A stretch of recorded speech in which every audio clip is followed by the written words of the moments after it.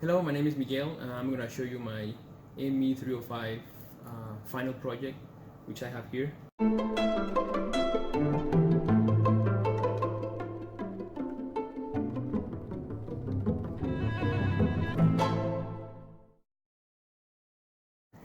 So this is my RFID Arduino access control system.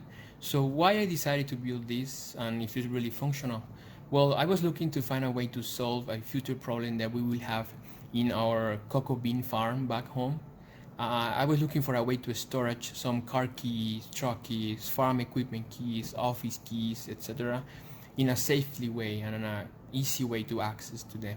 So I made all the drawings using SolidWorks, and I went to the maker's lab to use the laser cutter to have all the cutouts for the box, for the screen, for the potentiometer, and all that. I think the hardest part for me was the coding part, because I'm using a sensor that we did not use in class, which is a proximity sensor CNY70.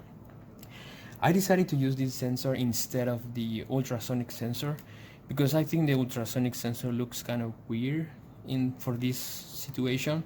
So this one is smaller and different. So for my components, I have my actuator, which is a servo motor I'm using as a latch. My sensor is, well, my proximity sensor CNY70 to detect whether the door is closed or open. My display, which is a 16 by 2 character LCD display.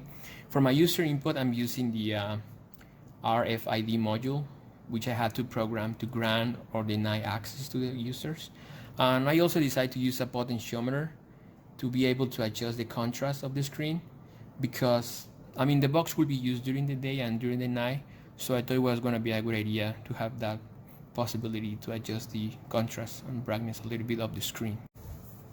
Just plug your Arduino, and then you need to scan your master card, and then you need to scan it again to put it on add or remove mode, and then you put your tag and your tag is added. So once your tag is added, you can just approach it and it will lock the door, and then when you're ready to close it, you just close it and you lock the door. So open, and when you're ready to close it, just close it and it locks the door.